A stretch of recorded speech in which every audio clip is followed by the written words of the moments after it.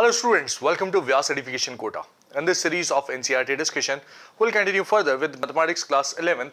The chapter that we'll be dealing with today is Introduction to Three-Dimensional Geometry. This is chapter 12 from our NCERT Class 11th. And simple chapter, yes. It develops your basics for understanding three-dimensional geometry, which you'll be studying in class 12th actually. That's the only purpose of this chapter. You study some basic formulae like section formulae, distance formulae, and those are the two formulae which I discussed mainly. And other than that, how do you mark the coordinates of any point in 3 dimensions? That's the first and foremost important thing. So we talk about not quadrants but octants here, right? In 2 dimensions we had something called quadrants, that is x and y axis, and they were forming 4 quadrants. Right now in this chapter we'll be studying 3 coordinate axes x, y and z, and these will be forming octants in the space, right? We are not talking about a plane anymore, we are talking about 3 dimensions, that's general space, right? So that's the basic gist about this initial exercise, and along with the exercise we'll be seeing concepts of these octants as well as how to mark coordinates of any point in space in general, right? So let's move on to the first question here.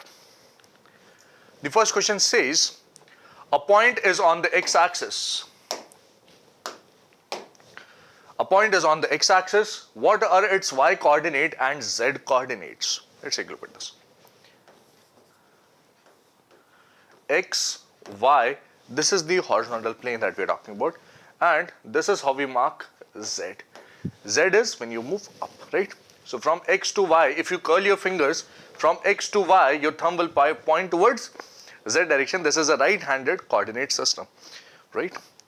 This coordinate system can be drawn in another way. Generally on the board, when we draw this coordinate system, we draw it in another way. What's that? We consider this as the plane, this as the xy plane. Let's say this as x-axis, this as y-axis, and the z-axis is coming out like this. If you curl your fingers from x to y, the z direction will be along this thumb, and that is actually represented by a dot. When you take a look at it from the top, you observe that, okay, z-axis is this, right? Or if you had, let us say, x-axis in this manner, y-axis in this manner. So if you curl your fingers from x to y, the right hand finger, the thumb direction will be inside the plane, and inside the plane is marked in this manner by a cross, okay? This is another way of, this is one and this is the other way. If you are looking at this from this perspective and from another perspective, right, another angle.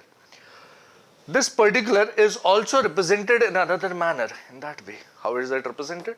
This is represented like x-axis, y-axis, and sometimes to show the z-axis we use this. In this case, the z-axis is coming out of the plane, and just to represent it clearly, we have written it in this way, right? What about this one? This has been used in the textbook. And what about this particular notation? This particular notation, the xy plane is this plane. We are talking about x, y, y, x. This is a plane and z is the height, right? This is the notation that will be following for now, okay? This is also very popular. This is also very popular, right? And this is just a direct correlation with this one, right? This is a direct correlation with that one, that's all. So 1 and 2 are the 2 systems that you should be aware of. And if you are aware of these 2 systems, a point is on the x-axis. What will be the coordinates of any point on the x-axis? What will any point on the x-axis look like? So any point on the x-axis, if you move from the origin some distance x, you will reach this point. On y-axis, you have moved a 0 distance. On z-axis also, you have moved a 0 distance. So these will be the coordinates of any point on the x-axis. So it will only have x coordinate, the y coordinate and z coordinate will be 0. And is the person asking only this? Yes. What are its y coordinates and z coordinates? So y coordinate is equal to 0, z coordinate is equal to 0. That's what we have. Is that okay? Yes, that looks pretty much okay. That's as simple as that. That's the first question for us. In the second question, the person says a point is in the xz plane. XZ plane is what you're talking about now. What can you say about its y coordinate? Okay, so let's draw the coordinate axis first. So we begin with, mind you, x, y, z. This is one system. Another system could have been x, y is the plane and z is coming out, right? Right now, this is the system that we'll be following as per NCERT norms. The other system is also equally popular and used in many textbooks as such, right? This is what is done. XZ plane. So XZ plane is this plane over here, right? This is the plane that we are talking about. Okay. And any point on the XZ plane, any point in the XZ plane will have some x coordinate, some z coordinate. But what about y coordinate? No y coordinate, right? No y coordinate, basically y coordinate will be simply 0 because along the y-axis you are moving a 0 distance, right, from the origin. So this point P will have coordinates of the form x, 0, z. And can you see that the person is also interested in that much that information only, right? Any point on the in the XZ plane will have y coordinate equals to 0. That's my required answer, right? That is how any point on the XZ plane looks like. So similarly, you can guess any point in the XY plane will have Z coordinate 0. Any point in the YZ plane will have X coordinate 0, right? Similarly, in the previous question, we had any point on the X axis.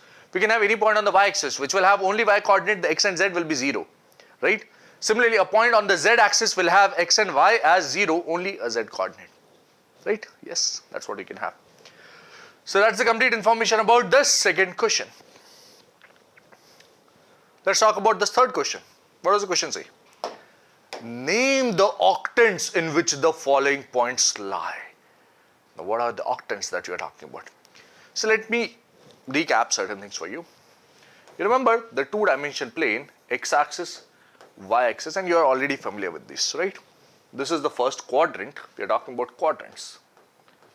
This is the second quadrant, this is the third quadrant, and this is the fourth quadrant, right? Move in this side question. Okay. What happens in case of octants? So in case you have something of x, y, and similarly z axis, let's call this one x, this one y, and similarly this one z. Z is coming outside, right? This notation. If you consider this notation, then what happens? Please observe. The z-axis can be imagined to be along, basically z-axis is like this, right? I've drawn it in this manner, but it is actually coming out the plane in this manner, right? Okay. So what is happening when we have z-axis? So if you see about the origin, the octant will change. About the origin, the coordinate changes. If you move from positive x to negative x, yes, the coordinate changes. If you move from positive y to negative y, the coordinate changes. Similarly, if you move from positive x to negative x, positive y to negative y, the octant will change. Also, if you move from positive z to negative z, the octant will change. Okay. So origin, which is at this particular point, this is the origin, and you have z axis in this manner. Yes. So positive z axis is above the plane, and negative z axis is inside the plane. Can you see that? Yes. And octants are very simple to identify if you remember that one. How? Because they're only dependent upon, you can say, for positive z, I'll have 1, 2, 3, 4 like this. Exactly same. Yes. For positive z, above the plane, I'll have first octant, second octant, third octant, and fourth octant. And below the plane, below this surface, below the plane, along negative z, I'll have 4 more partitions, 4 more octants. Below the first one, there will be fifth one. Below the second one, you'll have sixth one. Below the third one, you'll have seventh one. Below the fourth one, you'll have eighth one. So basically, when we talk about this, we are talking about if I draw x, y, and z axis in this manner, if you look at from the top, this is the z axis, that is the origin. So this is the first octant, this is the second octant, this is the third octant, this is the fourth octant, right? And below the first one, you'll have fifth one. Below the first one, you'll have fifth one, right? So first and fifth will be here. Second and sixth will be here. Third and seventh will be here. Fourth and eighth will be here. right? One below the other, one below the other. This is the XY plane. Let's imagine this as the XY plane, okay? Let's take up. Let's imagine this as the XY plane, okay? And if I have, let us say, looking at this from your angle, if I have x-axis along this, okay, and y-axis along this from here to here. So positive x in this direction, positive y in this direction, okay, and positive this x to y, z will be in this direction above. So what you'll have is, basically what you'll have is positive x and positive y and positive z will give me the first octant. Now let the z remain positive and find the other three octants. First octant, then you move to negative x, you get the second octant. Then you move to both negative, you get the third octant. You move to positive x, you get the fourth octant. You reach below this plane over here, just below 1, you get the fifth octant. You move to negative x again, you get the sixth octant. You need move to both x and y negative. Z is already negative. Both x and y negative, you get the seventh octant, and you move to positive x again, you get the eighth octant, right? So this is the xy plane, and z is along this and minus z is along this, right? In that case, 1, 2, 3, 4 will be above and 6, 5, 6, 7, 8 will be below this xy plane. That's what you can observe clearly. And now once you have this picture clear in your mind, you can always think, okay, if z is positive, then I should be looking at first, second, third, fourth. If z is negative, then I should be looking at 5, 6, 7, 8. Okay. And 1, 2, 3, 4, 5, 6, 7, 8 was not difficult because I already know, remember and know this one. Right. Both x and y positive. Yes. X negative, y positive. X and y negative. X positive, y negative. This is what you already know. And if z is positive, there will be 1, 2, 3, 4. If z is negative, there will be 5, 6, 7, 8. Right. So let's identify each and every point. With this much amount of information already available, now identify each and every point. Where is it located? Let me get rid of all of this. And now we'll talk about each and every point separately. 1, 2, 3. This is all positive, right? So if z is positive, you'll think about 1, 2, 3, 4. And let me draw that. 1, 2, 3, 4. If z is positive, right? Z is coming out. So this is what you see from the top, right? If z is coming out. And if z is going below the surface, you'll see this at the top, right? What will you see? X to y. So if this is x, positive x, this is y. So z will go inside the, and positive x, positive y. Okay, that will be interesting. Positive x and positive y will imply, okay, this is fifth quadrant. Then negative x will become sixth quadrant. Okay, this is becoming a bit complicated because this is not directly equivalent to this. So I'll get rid of this below. The earlier one was better, right? Just below this first one, you have the fifth one, right, for z negative. So let's consider that only. So 1, 2, 3, z is positive. Yes, x and y are also positive. This means this lies in the first octant. Easy, simple, yes. What about the next point? 4 minus 2, 3. Again, z is positive. Yes, so we'll be talking about this. X is positive, y is negative. So we're talking about the fourth octant. Okay, what about 4 minus 2 minus 5? Now there's a catch. What's the catch? Z here is negative. Okay, if z is negative, then we'll be looking at 5, 6, 7, 8. Those are the octants, possible octants. 4 comma minus 2. 4 and minus 2 will be in this. So just below the fourth one, what will you have? You'll have the eighth octant. So this is eighth octant. What about the next one? 4, 2, minus 5. Again, you have minus. So you'll be looking at 5, 6, 7, 8, right? 4 and 2 implies you are looking at the octant below the first one. Below the first one, you'll have 5, fifth octant, right? 1, 2, 3, 4 and 5, 6, 7, 8 is what you're looking forward to, right? This is fifth octant. Then you have minus 4, 2, minus 5. Which octant is this? Z is negative. So looking at 5, 6, 5 or 6 or 7 or 8 only. Minus 4 comma 2. Minus 4 and 2, you're looking at the one below 2. 5, 6, sixth octant. Next, minus 4, 2, 5. Now Z becomes positive, so you're looking at 1 or 2 or 3 or 4. X negative minus 4, Y positive 2. So you're looking at the second octant in this case. Simple. Yes, pretty simple. Next, minus 4, 2, 5 is done. Minus 3, minus 1, 6. This one. So Z is positive, yes, you'll be looking at 1 or 2 or 3 or 4.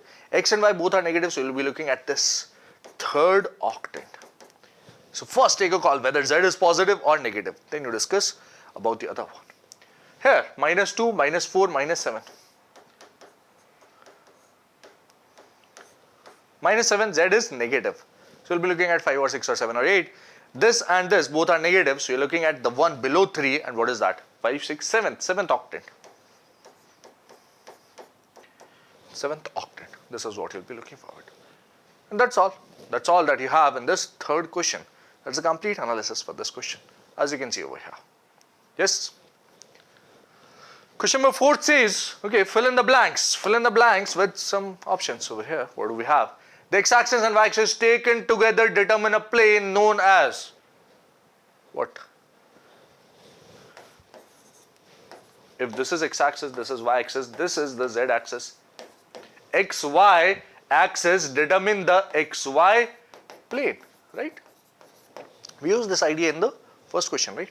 So they determine the plane known as XY plane. The coordinates of points in the XY plane are of the form. So coordinates of the points in the XY plane. There will be no Z. There will be Z coordinate which will be 0. Z coordinate will be 0. So any point will be x comma y. You'll have some x coordinate, some y coordinate, but the z coordinate will be 0. So any point will be of this form. X comma y comma 0. That's all. And coordinate planes divide the space. Mind you, space, not the plane. So space is divided into 8 octants. 8 octants. That's what we have, right? The plane by the coordinate axis is divided into 4 quadrants. But when you talk about octants, yes, there are 8 octants. The word octants also implies, okay, there are 8 of such things. Quadrants, you can see quad. Quad means 4. Octants, oct means 8, right? Octa means 8. Okay. Is that all? Yes. Had there been any 6 division, any type of observation in which you would have 6 divisions, would we be calling that maybe hexants, maybe, who knows. But that's all that you have in this question, as you can see over here. That's the fourth question for us, and with this we come to the conclusion of this particular exercise, this first exercise, a very simple, sweet, simple exercise from this chapter of Introduction to Three-Dimensional Geometry. Yes, that's all. That's all.